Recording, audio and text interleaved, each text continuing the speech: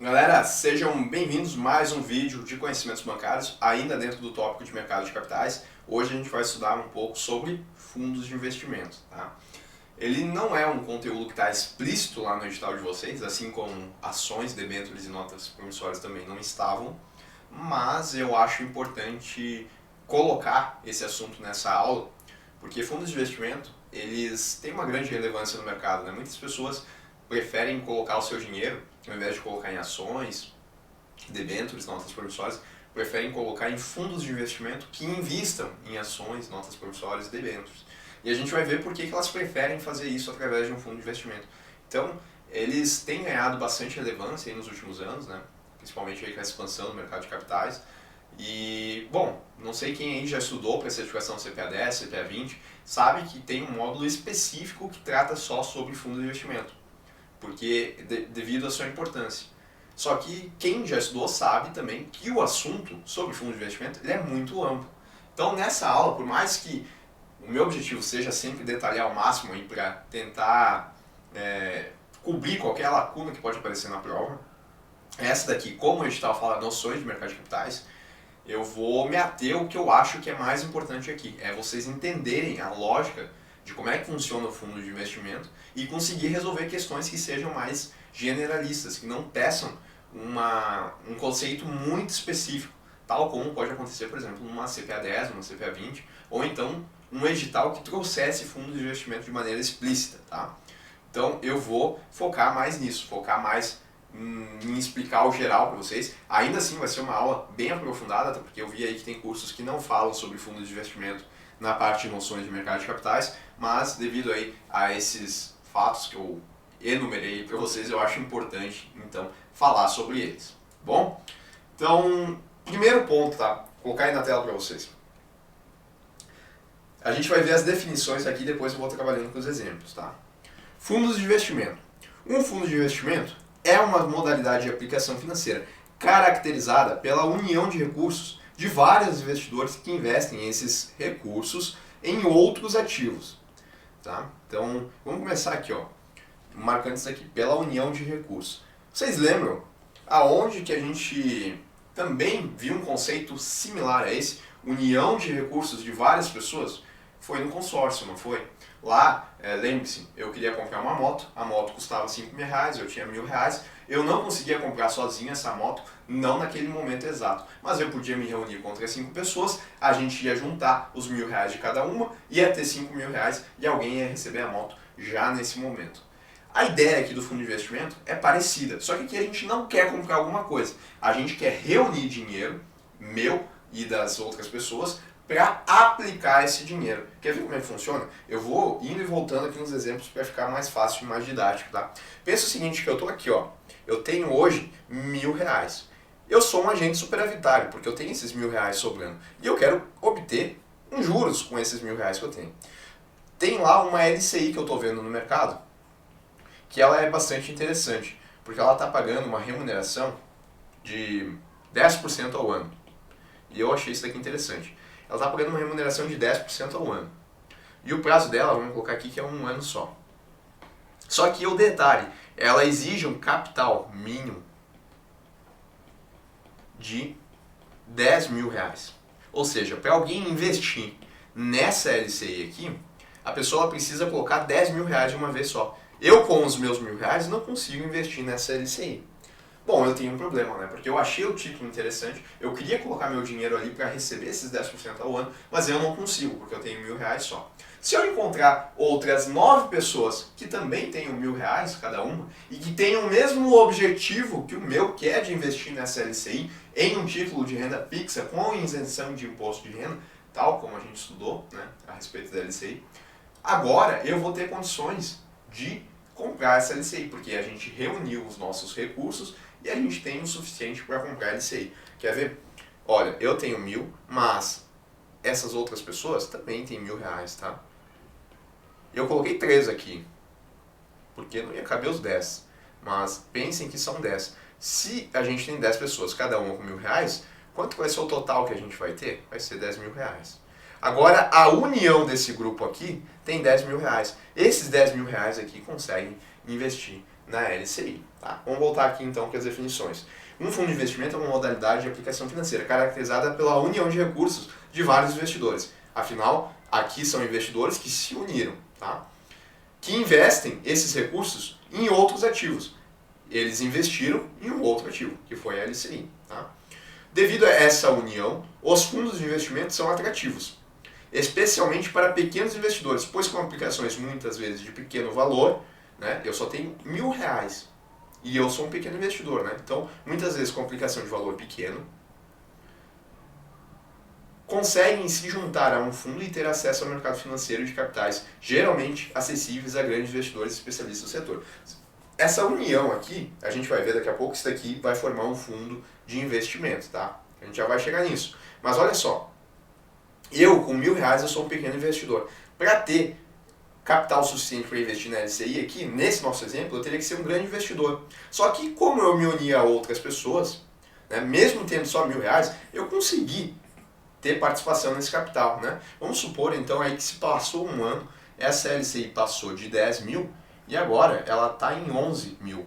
Qual que foi o ganho dessa remuneração da LCI? Foi 10%, né? Que dá um total aí de R$1.000 de juros. Só que claro, como eu tenho 10% do valor que foi aplicado nessa LCI, né? Porque o total é 10 mil, são 10 pessoas, significa que cada pessoa aqui contribuiu com 10%, correto? Então, nada mais justo que minha parte aqui na remuneração que foi de R$1.000 seja de 10%. 10% de 1.000, isso dá 100, tá? Então, eu recebi a mesma remuneração que eu iria receber se eu com R$1.000 conseguisse colocar meu dinheiro na LCI. Só que, claro, né, eu não conseguiria porque o capital mínimo exigido é de 10 mil. Mas como eu me uni, eu ainda obtive R$100. Porque a gente se uniu, cada um vai ficar com uma parte do recurso. Claro, isso daqui, né, para acontecer essa união, a gente vai ver que tem algumas taxas que são cobradas e que na prática esses R$100 aqui que rendeu do fundo de investimento, eu vou receber um pouquinho menos, tá? Mas talvez aí seja R$1 a menos que eu vou receber, talvez seja R$5 a menos, mas ainda assim eu consegui investir naquele ativo que eu queria. A gente já vai chegar nisso, vamos continuar aí com os conceitos. Juridicamente, os fundos de investimento são conhecidos como condomínios de natureza especial, comunhão de recursos, os quais são constituídos com o objetivo de promover a aplicação coletiva dos recursos de seus participantes. Tá? Então, juridicamente, lembre-se que eles são conhecidos como condomínios. E aí pensem no condomínio de prédio, que é o exemplo que todos os professores eles dão quando vão falar de fundo de investimento. É os condôminos de um prédio, né, que eles estão se unindo aí para morar nesse prédio. E aí vai ter algumas regras, vai ter algumas taxas, que a gente vai ver isso em seu devido tempo. O patrimônio que compõe o fundo é dividido em cotas. E aí a gente começa a entrar nos conceitos então. Tá? Esses R$10.000 aqui do fundo, esse é o patrimônio do fundo. Porque agora, percebam que ele deixou de cada um dos investidores para formar o patrimônio do fundo. Então, o patrimônio que compõe o fundo é dividido em cotas. Esses R$10.000 aqui, eles vão ser divididos em um número de cotas. Cotas, pensem que elas seriam como se fossem ações, porque elas são a menor fração do patrimônio do fundo. Tá? Nesse caso aqui, apenas a título de exemplo, como cada investidor colocou R$1.000, a gente vai supor que cada cota ela vale R$1.000. Então, eu aqui que tenho R$1.000, na verdade, eu tenho uma cota. Esse investidor que tem R$1.000 aqui, ele tem outra cota. Esse outro investidor aqui tem outra cota. Porque cada cota aqui no nosso exemplo vale R$1.000, a menor fração da divisão do patrimônio do fundo. Se um outro investidor aqui quisesse entrar no nosso fundo, o que ele teria que fazer para entrar? Ele teria que entrar com uma cota, né? Teria que comprar uma cota desse fundo. Por quanto que ele vai ter que pagar essa cota? Vai ter que pagar R$1.000, porque esse é o preço de cada cota. E aí o nosso fundo vai passar de 10 cotas para 11 cotas. O nosso patrimônio vai passar de 10 mil, vai passar para 11 mil, porque aquele cara colocou R$1.000 no fundo e aumentou para 11 cotas. Tá? Bom, vamos continuar. O patrimônio que compõe o fundo é dividido em cotas, sendo que os investidores são detentores dessas cotas, razão pela qual são chamados de cotista. Marquem isso daqui. Na verdade, os investidores nos fundos de investimento, a gente também pode chamar eles de cotistas. Então, eu sou um cotista, esse cara também, porque nós somos detentores de cotas. Nesse caso, cada um detém uma cota, tá bom? Vamos continuar. Os fundos ou condomínios trazem a obrigatoriedade de constituir uma pessoa jurídica com CNPJ próprio, pois cada fundo visa a um determinado objetivo ou retorno, dividindo as receitas geradas e as despesas necessárias para realizar o empreendimento. Eu não falei para vocês que eu precisava achar outras 9 pessoas que tivessem o mesmo objetivo que o meu? Sim, porque essa é uma característica do fundo, tá? Ele vai unir pessoas que tenham um objetivo em comum. Nesse caso, era investir em um título de renda fixa que tivesse isenção de imposto de renda. Tá, mas a gente vai ver aí que tem fundos que tem como objetivo colocar em ações de um segmento específico do mercado, ou então colocar em debêntures que sejam do tipo incentivada, ou então colocar apenas em ações de empresas que são small caps, sabe? Os objetivos são muitos. E o fundo, ele vai unir pessoas que tenham esse mesmo objetivo, tá? Bom, vamos continuar. E detalhe, tá?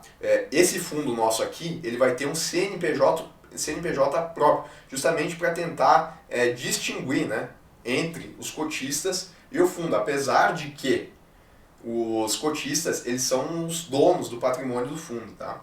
Vamos de novo. Os fundos ou condomínios trazem a obrigatoriedade de constituir uma pessoa jurídica com CNPJ próprio, pois cada fundo visa um determinado objetivo ou retorno, dividindo as receitas geradas e as despesas necessárias para realizar o empreendimento. A gente já vai ver que daqui a pouco as despesas que vão incidir aqui, elas vão ser divididas entre os cotistas. Todo cotista tem o mesmo direito e a mesma obrigação perante o fundo, caracterizando tratamento igualitário entre todos os investidores. Além disso, os fundos devem ser registrados junto à CVM, que é responsável por fiscalizar esse mercado, e são regidos por essa instrução, a CVM 55514, famosa instrução CVM 555. Tá? Então, vamos lá, vamos com calma. Primeiro, todo cotista tem o mesmo direito e a mesma obrigação perante o fundo. Eu estou falando que eu tenho os mesmos direitos do que ele, independentemente do número de cotas. Daqui a pouco eu posso ter 15 cotas em um fundo de investimento e outra pessoa pode ter 10 cotas. Independentemente do número de cotas, o tratamento ele vai ser igualitário, ou seja, nós vamos ter os mesmos direitos e as mesmas obrigações, porque isso é uma característica dos fundos de investimento. Vamos continuando. Regulamento do fundo, tá? Os fundos são registrados por seu administrador na CVM e todas as suas regras de funcionamento são estabelecidas no regulamento. A gente já viu aqui, né, que os fundos devem ser registrados junto à CVM. E aqui eu trouxe para vocês quem é que faz isso. É o administrador do fundo. Porque como é que funciona? A gente tem o fundo de investimento, tá? E notem que eu estou, aos poucos, conforme a gente está avançando, eu estou voltando aqui para colocar alguns termos. Eu comecei de maneira mais simples, né, dizendo que é a união das pessoas, depois eu falei das cotas, agora eu estou falando do administrador. Bom, a gente vai ver que esse pessoal aqui que se reuniu formou um fundo de investimento com CNPJ próprio. Mas a gente vai ver que existe uma figura que é responsável por administrar esse fundo de investimento.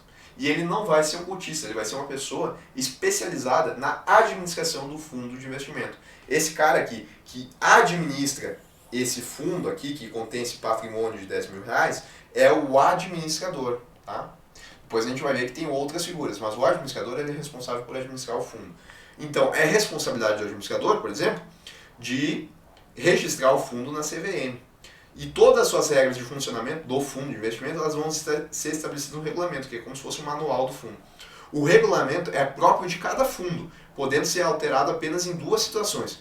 Por decisão dos cotistas, ou seja, essa galera aqui se reunindo, ela pode alterar o regulamento, ou então por determinação da CVM, quando necessário adequar a legislação vigente. Se mudou alguma coisa na lei e precisa alterar alguma característica do fundo, então vai poder acontecer uma alteração no regulamento. Tá? Como é que é a estrutura dos fundos? Existem 2 diferentes estruturas de fundos de investimento no mercado. São elas, os fundos de investimento e os fundos de investimento em cota. Qual que é a diferença das duas? Tá? Bom, eu nem coloquei slide, né? Mas vou falar isso aqui de maneira mais resumida. resumida para vocês. O fundo de investimento é justamente isso aqui que a gente viu aqui, ó. A gente vai ter um fundo de investimento que vai aplicar o seu patrimônio em um ativo financeiro, tá? Tranquilo. Mas o fundo de investimento ele podia fazer o seguinte também. Ele podia pegar o patrimônio daqui e aplicar em outras cotas de outros fundos de investimento. Como é que funciona isso? Eu não falei para vocês que se o investidor quisesse entrar nesse fundo de investimento aqui, bastava ele comprar uma cota? Sim, ele comprava uma cota, ele fazia parte desse fundo e esse fundo tem o patrimônio dele aplicado na LCI. Bom, esse fundo de investimento aqui poderia, ao invés de comprar uma LCI, comprar uma cota, por exemplo, de um outro fundo de investimento que tenha mais recursos para investir em outros ativos. Está formando uma cadeia, percebam, né? Daqui a pouco esse fundo de investimento aqui só tem patrimônio de 10 mil, mas o outro fundo que eles querem comprar a cota tem um patrimônio de 1 milhão. Vai poder colocar em outros ativos financeiros que têm uma rentabilidade maior. Então esse fundo vai pegar esses 10 mil reais aqui e vai comprar cotas desse outro fundo maior. E aí, na verdade, ele vai estar investindo indiretamente, né? Porque se esse outro fundo maior está colocando, por exemplo, seu dinheiro em debêntures incentivadas, por exemplo, né? Esse fundo aqui, com esses 10 mil reais, eles vão obter a remuneração dessa debênture incentivada, mas porque eles compraram as cotas desse outro fundo maior. Tá? Funciona assim, ó, apenas a título de visualização, vamos colocar assim. O que poderia ser feito? Uma opção é colocar o dinheiro aqui na LCI. Outra opção seria vir aqui e comprar uma cota, né? Essa é uma cota de um fundo de investimento. Essa cota, esse fundo de investimento aqui, agora vamos supor que ele ficou com patrimônio de... eu tinha falado 1 milhão, né? Mas vamos falar 100 mil. Que daí agora ele ficou com um patrimônio de 110 mil. Esse 110 mil aqui pode comprar uma debênture, certo? Que paga 15% ao ano. Debênture incentivada, sem imposto de renda, tá? Também assim que nem a LCI. E exige um capital mínimo aí de, sei lá, 100 mil reais, por exemplo. Bom, percebam que como essa debênture aqui exige um capital de 100 mil reais, mesmo a gente tendo se reunido em um grupo, em um fundo de investimento, com 10 mil reais aqui, a gente não conseguiria investir nessa debênture. Então o que a gente faz? A gente pega os 10 mil reais que a gente tem, vem aqui e compra uma cota desse fundo de investimento. Agora, a gente vai estar junto aqui dos 110 mil. Desses 110 mil, é possível comprar essa debênture aqui. E a rentabilidade aqui vai ser de 15% ao ano, diferente aqui que era 10%.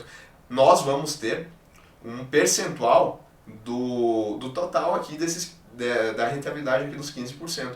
Isso daqui vai vir para o fundo e que depois vai vir para nós. Então é como se a gente estivesse investindo de maneira indireta aqui. A gente teve que investir em outro fundo para que esse fundo investisse na debênture. Bom, como a gente fez isso, a gente deixa de ser um fundo de investimento e passa a ser um fundo de investimento em cotas. Tá? Esse daqui é um exemplo de fundo de investimento em cotas. E esse daqui é um exemplo de fundo de investimento. A diferença é que o fundo de investimento ele investe diretamente em outros ativos, enquanto que o FIC, que é o fundo de investimento em cotas, ele investe em cotas de outros fundos. Tá? De maneira bem visual aí para vocês entenderem, acho que não tem erro, né? Dá para saber certinho o que é um fundo de investimento e o que é um fundo de investimento em cotas. Tá? Aliás, até vou colocar, existe um percentual mínimo, tá, para o fundo de investimento ele ser considerado um fundo de investimento em cotas. Nesse nosso exemplo eu coloquei que o capital todo foi aplicado em cotas de outro fundo. Mas se ele aplicar no mínimo 95% do capital, do patrimônio do fundo em cotas de outro fundo, é isso que ele precisa ser para ser chamado de fundo de investimento em cotas. Ele não precisa aplicar os 100%. Aplicando 95% ele já vai ser um fundo de investimento em cotas. Bom, quais são os diferenciais para o investidor ao colocar o dinheiro em fundos de investimento? São essas aqui, ó. Primeiro, acessibilidade ao mercado financeiro. Sim, né? Porque, olha só, nessas duas situações que eu montei para vocês, eu estou tendo acesso a uma LCI e a uma debênture, que sozinho eu não teria condições de colocar meu dinheiro. Diversificação. Sim, porque eu posso, por exemplo, através do fundo de investimento, o fundo de investimento ele poderia ter pego esses 10 mil reais aqui que a gente reuniu e poderia ter colocado em 10 ativos diferentes. Isso daqui não faz tanto sentido quando a gente fala em renda fixa, mas em ações faz. O principal risco da ação é o risco de mercado, né? Que ela é ficar oscilando o preço dela diariamente. Se eu daqui a pouco começar a diversificar as ações que eu tenho, eu vou diminuir o risco de mercado. Tá? Isso faz aí parte das estratégias de redução de risco. Não precisaria diversificar em 10 ações, por exemplo, mas apenas aí a título de exemplo. Vamos supor que o fundo pegou esses 10 mil reais aí e comprou 10 diferentes tipos de ações. Significa que eu vou estar diversificando meus investimentos. Com R$1.000 só, eu não ia conseguir fazer essa diversificação, porque alguns investimentos exigem aí um tanto mínimo, que nem a gente viu, né? Ações geralmente se compram em lotes de 100 unidades. Daqui a pouco, por exemplo, a ação está valendo R$30, né? Como eu só vou conseguir comprar um lote de ações, na verdade, eu vou precisar desembolsar aqui R$3.000. Naquele exemplo ali do investidor, ele nem conseguiria, né? Vamos mudar o preço aqui. Vamos supor que o preço está em R$9. Eu teria que comprar 100 ações. Se eu comprar 100 ações, eu preciso desembolsar R$900. Tá? Com R$900, se foi todo o capital que eu tinha, que era de R$1.000. Agora, se o fundo tem R$10.000, ele vai poder não só comprar essa de 900, como vai poder comprar outras ações de outros preços também. Então, aconteceu a diversificação aí. Risco dos ativos individuais versus o risco da carteira. É justamente essa ideia. Como eu diversifiquei nos fundos de investimento, eu consigo reduzir o risco. O risco da carteira do fundo de investimento, que são as aplicações que o fundo de investimento fez, permite uma redução do risco. E a liquidez. Qual que é a característica da liquidez? É o seguinte, caso eu queira tirar o dinheiro do meu fundo de investimento, não é tão difícil. Basta aí que o fundo de investimento ele desfaça algumas das operações que ele tem para fazer o pagamento para mim. Tá? Daqui a pouco, se eu investisse sozinho em uma debenture, que tem vencimento de 5 anos, eu ia ter que esperar esses 5 anos para receber meu dinheiro de volta. A não ser que eu negociasse no mercado secundário e tal. Mas, desconsiderando isso, eu teria que esperar 5 anos para receber meu dinheiro de volta. Agora, se eu coloquei no fundo de investimento, eu não vou precisar esperar esses 5 anos. Basta que o fundo de investimento se desfaça de algumas operações para pagar o suficiente que eu coloquei naquele fundo. Tá? Lembrando que fundos de investimento, apesar de eu estar tratando aqui com 10 pessoas, fundos de investimento vão ter assim, milhares de pessoas, não só 10 pessoas. Tá? Por isso que é possível aí a liquidez dos fundos. Bom, agora a gente vai falar sobre a administração dos fundos de investimento. Ela inclui um conjunto de serviços relacionados direto ou indiretamente ao funcionamento e à manutenção do fundo. O administrador, que faz a administração, né, ou seja, esse conjunto de serviços, ele também é responsável pela constituição do fundo e pela prestação de informações à CVM. Eu tenho falado muito que é eu me reunindo com outras pessoas, mas na verdade, na prática, não é assim. Quem faz essa reunião das pessoas para o fundo é o administrador, é ele que vai reunir as pessoas, é ele que vai cuidar aí das pessoas que vão entrar, tá bom? É comum que o administrador não realize todas as atividades sozinho e contrate terceiros em nome do fundo para o auxiliarem. Sim, apesar de a figura principal do fundo de investimento ser o administrador do fundo de investimento, que pode ser, por exemplo, uma instituição financeira, o administrador de um fundo de investimento pode ser o Banrisul, tranquilo, mas é comum que o administrador não faça todos os serviços aqui, né, porque a gente falou que ele é responsável por um conjunto de serviços relacionados direto ou indiretamente com a manutenção do fundo. É comum que ele não faça isso sozinho e delegue alguns serviços a outros profissionais. Tá? E aí, olha só, esses terceiros, que são esses outros profissionais, podem realizar os seguintes serviços, que são os serviços, né, direta ou indiretamente, relacionados à manutenção do fundo. Então, gestão da carteira do fundo. O que seria isso? É justamente aquele cara que é responsável por comprar os ativos do fundo de investimento. Se o fundo vai investir em debêntures, se o fundo vai investir em ações, se o fundo vai investir em títulos de renda fixa, sem ser debêntures, títulos de renda fixa emitidos por bancos, títulos públicos, é o gestor que vai fazer esses investimentos. É ele que vai sair lá no mercado e comprar os ativos. Ou seja, quando eu coloco meu dinheiro no fundo de investimento, não sou eu que vou sair lá comprando debênture, comprando título público. Vai ser o gestor. Eu estou delegando isso, né, quando eu entro no fundo de investimento, a um profissional especializado em comprar ativos financeiros. Então percebam que eu não vou precisar ter conhecimento de mercado para investir no fundo de investimento. Quem vai fazer isso vai ser o gestor. Ainda, consultoria de investimentos. Atividades de tesouraria, controle e processamento dos ativos financeiros. Olha, notem que tudo isso aqui eu não preciso fazer. Já vão existir profissionais que façam. Distribuição de cotas, que é vender as cotas a outros investidores. Escrituração da emissão e do resgate das cotas. Custódia dos ativos financeiros. Classificação de risco por agência de classificação de risco de crédito e formador de mercado. Tá? Então, o administrador ele pode fazer qualquer um desses serviços aqui, mas o comum é que ele delegue isso aqui para terceiros, porque ele não consegue desempenhar todas essas funções. Bom, a gestão da carteira, eu já dei uma palhinha aí do que é. Uma atividade importante nos fundos de investimento é a gestão da carteira, sendo de atribuição do gestor. É ele quem vai decidir em quais ativos aplicar, bem como resgatar os investimentos quando necessário. Isto é, juntamente com o administrador, ele é responsável pela tomada de decisão quanto ao investimento da carteira do fundo. Só que assim, o gestor ele vai comprar os ativos, mas ele vai ter que comprar os ativos de acordo com a política do fundo de investimento. Se o fundo de investimento ele objetiva colocar em títulos públicos federais, então o gestor ele vai ter que escolher títulos públicos federais para compor a carteira do fundo. Ele não vai poder comprar, por exemplo, se o fundo ele objetiva renda fixa apenas, não vai poder ele sair comprando ações de empresas. Ele vai ter que seguir o objetivo do fundo. Tá?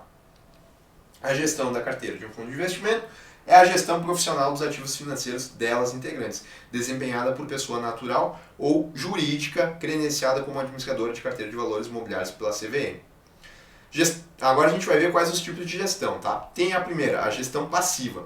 Na gestão passiva, a estratégia do fundo vai ser de investir em ativos buscando replicar um benchmark. Meu Deus, o que é isso? Calma. Visando manter o desempenho do fundo próximo ao benchmark. Embora a gestão passiva busque replicar um benchmark, isso na prática é difícil de ser obtido, tá? Bom, existem dois tipos de gestão, tá? A gestão passiva e a gestão ativa. A gente já vai ver a ativa. Tá? Gestão, de novo, é comprar os ativos para formar a carteira do fundo de investimento. É comprar LCI, é comprar debenture, é comprar títulos públicos. Tranquilo? A gestão passiva, o objetivo é tentar acompanhar um benchmark. Qual que é um benchmark bastante usado em renda fixa? Eu falo para vocês, é a taxa DI. Tá? Então vamos supor aí que a taxa DI no período de um ano foi de 12% ao ano. Se a gente está falando de uma gestão passiva, isso significa que o gestor ele vai comprar títulos de renda fixa para tentar acompanhar esses 12% ao ano, que foi o que rendeu o DI, a taxa DI, ou CDI também aparece, né? Mas o certo é a taxa DI. Então ele vai comprar, por exemplo, ele pode comprar aí títulos públicos federais, pode comprar CDBs, pode comprar, vou colocar aqui, ó, CDB, pode comprar título público federal, pode comprar LCI, tá? São títulos de renda fixa. E ele vai comprar esses ativos aqui tentando objetivar um retorno de 12% ao ano. Tá? Se ele chegar perto aqui dos 12% ao ano, ele conseguiu o objetivo dele, que é a gestão passiva, que é de replicar, e eu vou marcar aqui, ó, replicar um benchmark. O benchmark aqui no nosso exemplo foi o DI, mas a gente poderia falar de um fundo de renda variável. Aí, um benchmark bastante usado na renda variável é o Ibovespa. Tá? Então, se o Ibovespa ele foi de, vamos mudar só os números, se ele foi aí de 15% ao ano, então ele vai comprar ações de empresa que tentem chegar perto desse índice. Né? Vai comprar aí, por exemplo, não sei o que está tendo aí de legal em ações, mas vamos supor aí que ele comprou Ambev, vamos supor aí que ele comprou Itaúsa, sabe? Comprou aí Renner. Comprou ações dessas empresas aqui para tentar replicar essa rentabilidade de 15% ao ano. O objetivo dele não é passar de 15% ao ano, é chegar nos 15% ao ano. Não é de passar de 12%, é chegar em 12%. Mas olha só, mesmo que ele consiga, vamos supor assim, que ele conseguiu 100% do benchmark, né? Ele, de maneira perfeita, ele replicou o Ibovespa. Ele conseguiu 15% ao ano. Eu não falei para vocês que existem algumas taxas que incidem em fundos de investimento? Existem. Bem como também, a gente vai ver daqui a pouco, que existe imposto de renda sobre os fundos de investimento. Então, embora aqui o cara obteve o sucesso de conseguir replicar 100% o benchmark dele, devido a essas taxas que são cobradas no fundo de investimento, ele não vai conseguir entregar uma rentabilidade líquida. Por quê? Porque ele vai ter algumas taxas que vão incidir aqui, né? Por exemplo, imposto de renda, por exemplo, taxa de administração, taxa de performance não vai ser cobrada, mas a taxa de administração principalmente e o imposto de renda. Devido a essas taxas aqui, ele não, ainda que ele tenha atingido 100%, devido a essas taxas, a rentabilidade ela vai ficar um pouquinho menor. Vamos supor aí que ela ficou em 14%. Tá? Então, é difícil na prática conseguir replicar com certeza o benchmark. E aí tem a gestão ativa. Tá? Na estratégia de gestão ativa, o objetivo é obter rentabilidade superior, olha só, superior ao determinado benchmark. Então, se o nosso benchmark ele era de 12%, né, que era o DI, agora a gente quer obter mais do que 12%. Isso é uma possibilidade. Ou então, não utilizar nenhum índice de rentabilidade como comparador. Então, aqui a gente vai deixar de usar benchmarks. A gente está usando uma gestão ativa, a gente não está mais usando benchmarks. A gente só quer objetivar o máximo de lucro possível, mas a gente não está usando um indicador de referência. Ou então a gente usa um indicador de referência, mas a gente quer ultrapassar ele. Tá? Mas claro, sempre de acordo com a política de investimento do fundo. Se o objetivo do fundo é renda fixa, vai ter que comprar ativos de renda fixa para superar a taxa DI, que pode ser um benchmark do DI. Bom, agora a gente vai ver quais são essas taxas aí, então, que eu tanto falo, mas a gente ainda não explicou cada uma delas. Taxa de administração, essa é a principal, tá? É a taxa, aliás, essa é a taxa, é o valor que a instituição financeira cobra para pagar todos os serviços prestados. Ou seja, é a taxa para remunerar os serviços do administrador, do gestor e das demais instituições presentes à operacionalização do seu dia a dia. Sim, né? Porque a gente viu que o administrador ele é responsável por um conjunto de serviços. Mas será que ele faz isso de graça? Não. Ele faz isso mediante a sua remuneração. E a sua remuneração é a taxa de administração. Então é comum, por exemplo, que em fundo de investimento ele seja cobrado uma taxa de 1% ao ano, 1,5% ao ano, 2% ao ano, sobre o patrimônio do fundo, para remunerar o administrador ou então esses outros profissionais que fazem parte do fundo de investimento. Olha só, ela é divulgada no regulamento, lembra que o regulamento é como se fosse um manual do fundo, e na lâmina de informações essenciais. Essa lâmina de informações essenciais é como se fosse um resumo do fundo de investimento. A taxa de administração, ela tem que estar aqui nos dois. Como é que funciona isso daqui? Apenas para não deixar passar, tá? Eu, por exemplo, estou interessado em comprar cotas de um fundo de investimento. Eu não posso sair assim, ligando para o administrador e dizendo que eu quero comprar essas cotas. Vamos pensar que o administrador do fundo é o Banrisul. O que eu vou fazer? Eu vou ir lá no Banrisul e vou conversar com um gerente que está me vendendo as cotas do fundo de investimento. O que ele vai fazer? Primeiro, ele vai me dar a lâmina de informações essenciais. Essa lâmina de informações essenciais vai conter, entre outras coisas, a política e o objetivo de investimento do fundo de investimento. Eu vou saber se esse fundo ele vai querer colocar em ações, se vai colocar em títulos. Através da lâmina de informações essenciais, eu vou ter várias características desse fundo aqui para saber se eu realmente quero colocar meu dinheiro nele. Bom, eu olhei a lâmina de informações essenciais, que está as informações resumidas do fundo, e eu achei interessante. Então, antes de comprar as cotas, eu ainda vou ter que ler o regulamento do fundo, para saber em detalhes as características do fundo, para não me arrepender depois. Pelo menos é isso aí que se diz na teoria, na regra, né? Não necessariamente o cara vai fazer tudo isso quando ele for comprar o fundo de investimento. Tem pessoas que dispensam, né? Que não querem ler, mas o correto seria ler a lâmina de informações essenciais e depois ler o regulamento para ter o inteiro teor, né, do fundo de investimento, saber em detalhes como é que funciona o investimento. Bom, a taxa ela é divulgada tanto no regulamento como na lâmina de informações essenciais. O valor da taxa de administração ela é expressa ao ano. Eu não falei que pode ser cobrado, por exemplo, 1% ao ano, ou então 1,5% ao ano? Sim, está sempre ao ano, tá? Mas ela é descontada diariamente do valor da cota. E sim, a taxa de administração ela desconta do valor da cota. Então, naquele nosso exemplo lá, cada cota ela valia R$1.000, certo?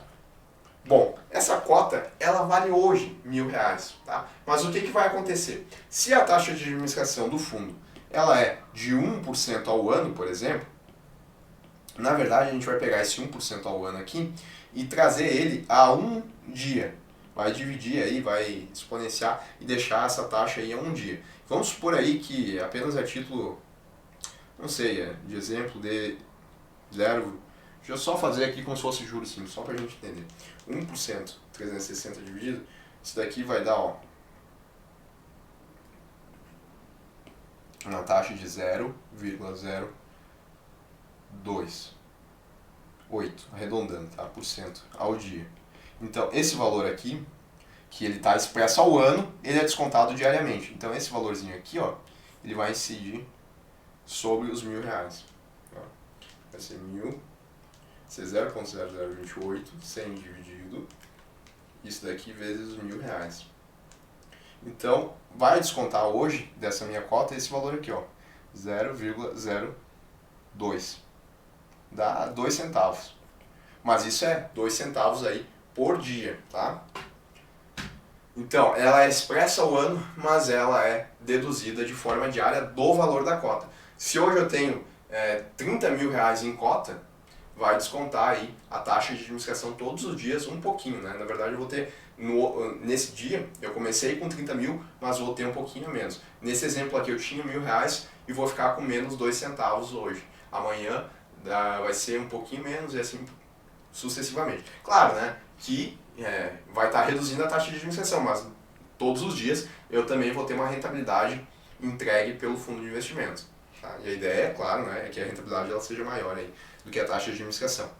Bom, ela incide sobre o patrimônio líquido do fundo e é cobrada independentemente de rentabilidade obtida. Ou seja, mesmo que o fundo de investimento tenha gerado prejuízo, ainda assim a taxa de administração vai ser cobrada. Isso aqui é comum em fundos de investimento que sejam de renda variável, por exemplo, que colocou em ações. Pode ser que em um determinado dia o fundo de investimento ele performe de forma negativa, e é bem comum.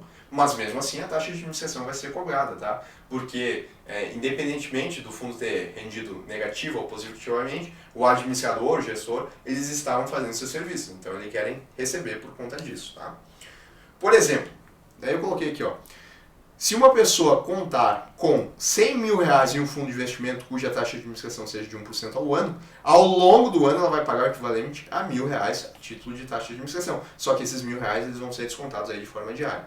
O valor dessa taxa varia de fundo para fundo, mas uma vez definida, para determinado fundo ela vai ser fixa. Só pode ser aumentada com prévia aprovação da Assembleia Geral. Essa Assembleia Geral são reuniões aí que acontecem entre os cotistas do fundo, juntamente aí com o administrador, para resolver algumas coisas a respeito do fundo. Uma delas é justamente o aumento da taxa de administração. Para se aumentar a taxa de administração, tem que ter essa decisão em assembleia. A rentabilidade divulgada do fundo de investimento, ela sempre vai ser líquida do valor de taxa de administração. Outra taxa que pode existir é a taxa de performance. Essa é a taxa que alguns fundos cobram quando a rentabilidade for superior ao benchmark. Isto é, ela é usada para remunerar uma boa performance. Logo, se a rentabilidade do fundo for inferior à do benchmark, ela não é cobrada. Eu não falei para vocês que tem a gestão ativa?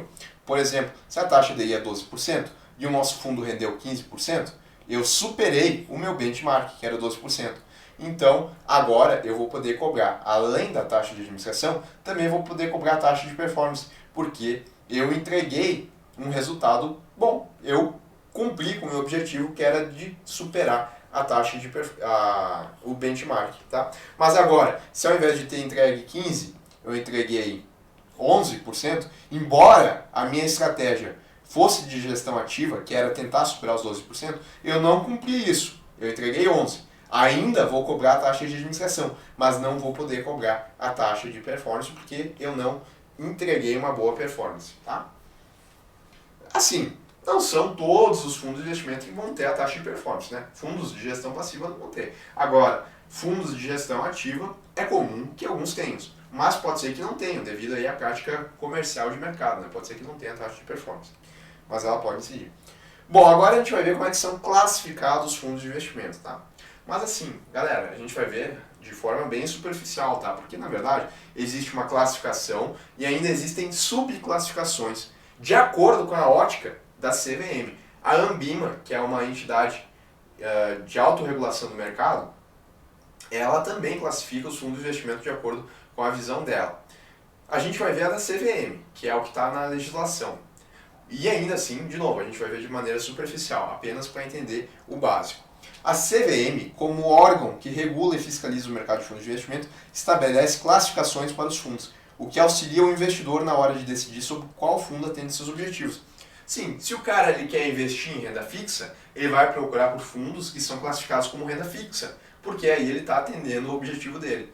É tranquilo entender isso, né? Se ele é um cara que ele quer colocar em ações, ele vai procurar fundos que são em ações. Depois ele vai ver a estratégia específica de cada fundo. Mas saber se o fundo ele investe em renda fixa, se ele investe em renda ações, se ele investe se ele é um fundo cambial, isso já vai dar uma percepção para o investidor da política e dos objetivos do fundo de investimento. Além disso, ao se juntar os fundos em categorias, torna-se mais fácil o processo de comparar o desempenho de fundos que investem em ativos similares. Logo, pode-se dizer que a classificação também funciona como uma ferramenta de monitoramento da indústria de fundos. Sim, porque daqui a pouco eu quero comparar dois fundos de investimento diferentes. Então eu vou comparar, se o meu objetivo é investir em renda fixa, dois fundos de investimento classificados como renda fixa. E aí eu vou ver, né? Um cobra a taxa de administração de 2%, outro cobra de 1%. Um entregou tal rentabilidade, outro entregou tal rentabilidade. Fica mais fácil de comparar porque eu estou colocando eles lado a lado, né, da mesma classificação. Então, a primeira dessas classificações são os fundos de renda fixa. Bom, os fundos, para eles serem classificados como de renda fixa, eles têm que aplicar no mínimo 80% do seu patrimônio em títulos de renda fixa pré ou pós-fixados. Além disso, eles podem utilizar derivativos. Eu coloco aqui o que são, aliás, eu coloco aqui que eles podem aplicar em derivativos, mas eu não vou explicar para vocês o que são derivativos. Eles estariam nessa parte de mercado de capitais, tá?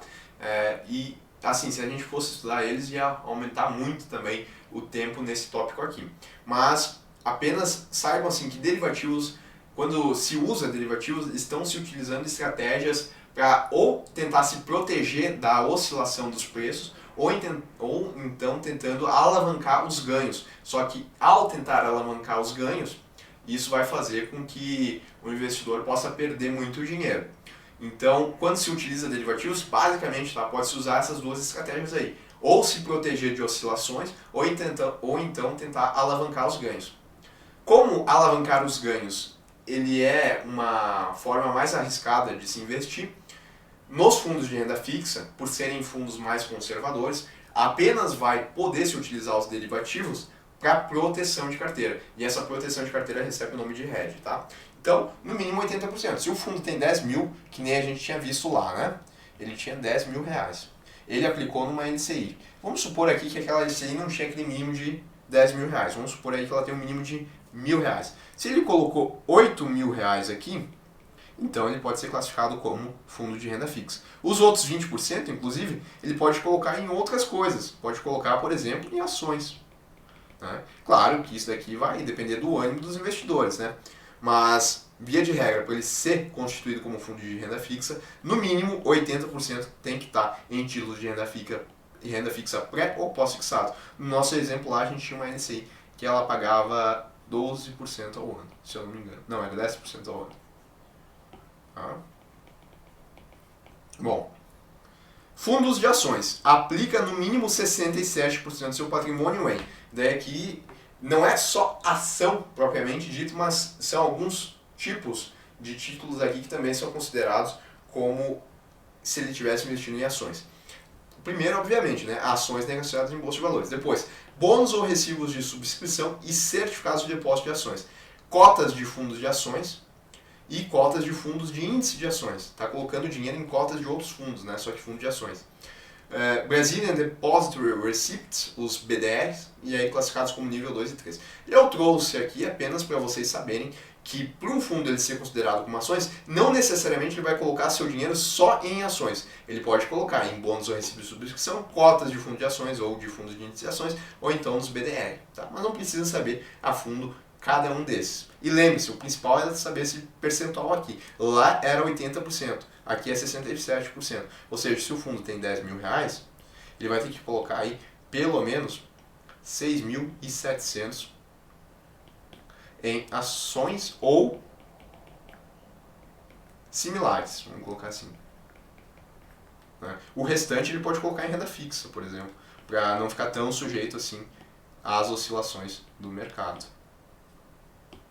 Meu Deus, tá difícil aqui fazer um... Aí.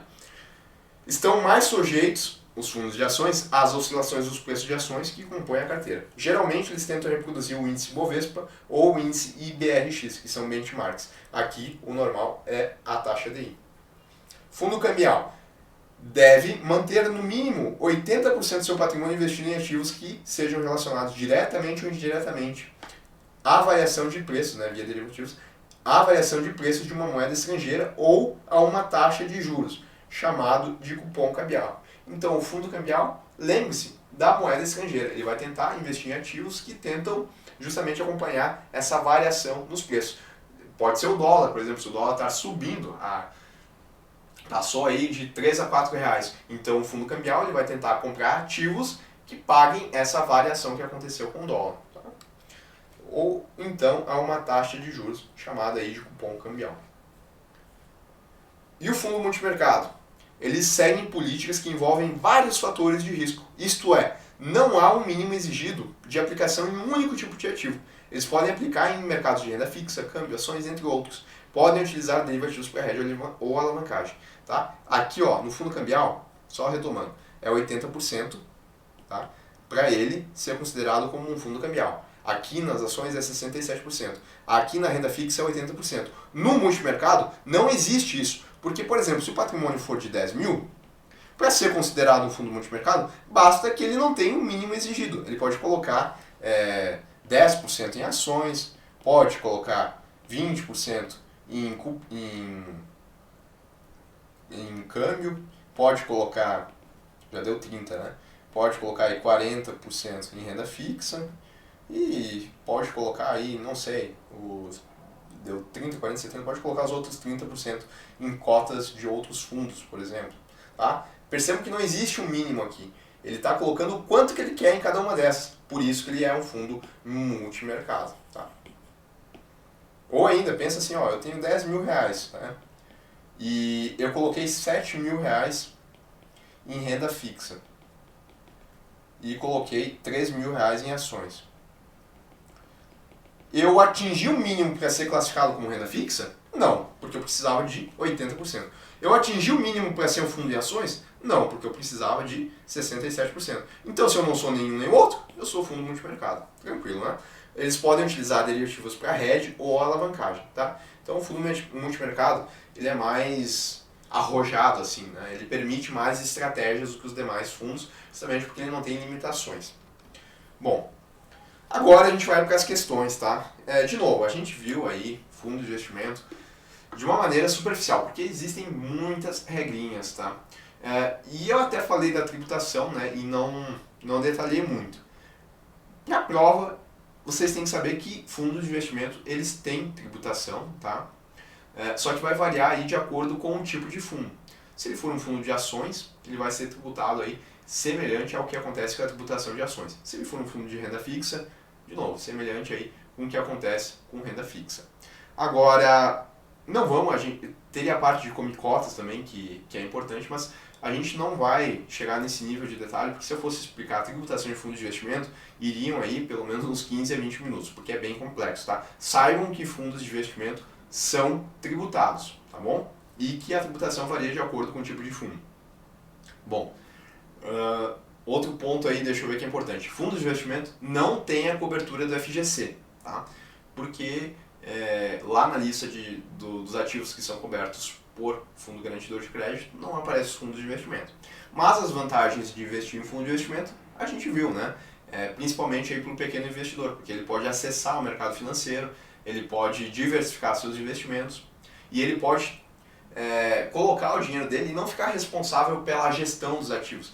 Pensa assim, a maioria das pessoas, talvez isso aqui seja, agora que vocês estão estudando aí, quem nunca estudou para conhecimentos bancários, estão pegando vários dos termos do mercado bancário, vocês estão pegando mais, como é que eu posso colocar, a familiaridade com o mundo de investimento. Mas a grande maioria das pessoas não tem essa familiaridade, elas não conhecem como é que funciona um CDB, como é que funciona uma LCI, uma LCA, não sabem como é que funciona, inclusive até a própria poupança. Então as pessoas, de maneira geral, desconhecem o mercado financeiro. E quando elas colocam o dinheiro delas em um fundo de investimento, elas não vão ter que se preocupar em saber o que é um CDB, saber o que é uma debenture. Não, elas estão preocupadas em receber uma grana todos os meses. Quem vai se preocupar em entregar essa grana e escolher os ativos vai ser o gestor do fundo de investimento. Tá? Então, percebam que a pessoa colocando o dinheiro dela no fundo de investimento, ela delega essas atribuições a uma pessoa que é profissional, que é especialista em tentar obter o maior retorno possível para ela, de acordo com a política e os objetivos do fundo de investimento. Então, essas são as principais vantagens do fundo de investimento. A desvantagem é justamente ter a cobrança de taxa de administração, ter a cobrança de taxa de performance, que isso faz com que o investimento ele dê um pouco menos do que se a pessoa conseguisse investir esse dinheiro aí de maneira sozinha, tá? Bom, agora a gente vai para as questões então aí, foi um resumão aí para vocês.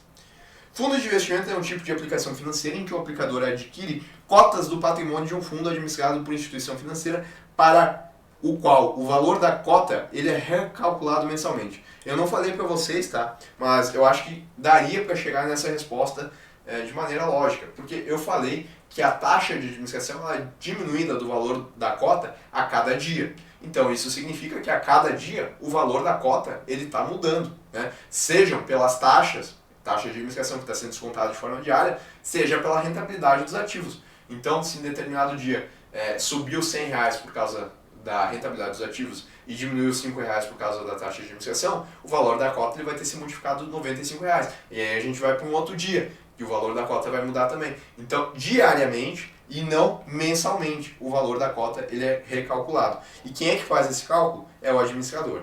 Tá? Bom, os fundos de investimento representam uma modalidade de investimento constituída sob a forma de condomínio, que aplica em conjunto os recursos dos investidores que possuem objetivos comuns.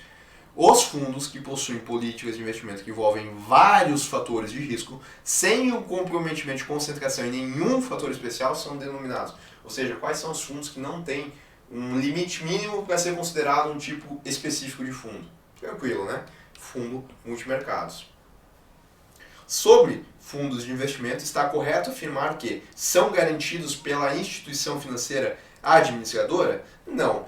Os fundos de investimentos eles não são um título de dívida, tal como uma debênture, uma nota promissória. A instituição financeira aqui ela só faz a administração do fundo. O fundo ele aplicou em debêntures de uma outra empresa, por exemplo. Aquela empresa ela vai ter que garantir a parte dela que foi investida no fundo. Então, a empresa administradora aqui, ela só faz a administração do fundo. Inclusive, tá, tem que ter uma segregação entre o patrimônio da instituição financeira que está fazendo a administração do fundo com o próprio patrimônio do fundo, para que isso daqui não se confunda. Isso aí recebe o nome de Chinese Wall, ou barreira de informação. Tem que existir uma segregação, justamente entre outros motivos, para não confundir o patrimônio das duas. Tá? Então, errado isso daqui. Suas cotas podem ser adquiridas apenas por investidor pessoa jurídica? Não, né? A gente trabalhou, inclusive, mais com pessoa física. Nem falei em jurídica, mas pessoas jurídicas podem comprar também as cotas. Seu funcionamento depende do prévio registro na CVM? Sim, isso a gente viu. Inclusive o responsável é o administrador. Não sofrem auditoria independente? Não falei, tá? Mas os fundos de investimento eles têm que ser auditados aí anualmente. E esse é o único serviço do fundo de investimento que não pode ser delegado a uma outra pessoa. Tem que ser um auditor independente que vai fazer isso daqui. O valor das cotas é calculado e divulgado mensalmente? Não, né? Você já sabe que é diário.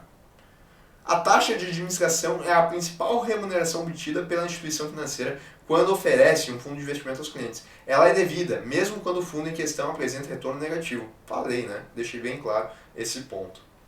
Ao aplicar o fundo de investimento, assim como o CDB, o cliente tem seus recursos garantidos pela FGC? Acabei de falar que não, né? Os fundos de investimento não são título de dívida, então não tem essa garantia aí do FGC.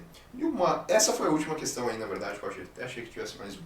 Mas não. Percebam que essas questões aqui, apesar de que algumas alternativas ali eu não tenha comentado para vocês, acho que todas aqui davam para chegar nas respostas de acordo com o que a gente viu em aula, né? Dos pontos que eu coloquei. Eu espero que se cair uma questão assim sobre fundos de investimento, seja na mesma ideia, né? Que a gente consiga resolver por esses conceitos mais gerais que a gente viu. Tá bom? Abraço aí, até uma próxima aula. Valeu!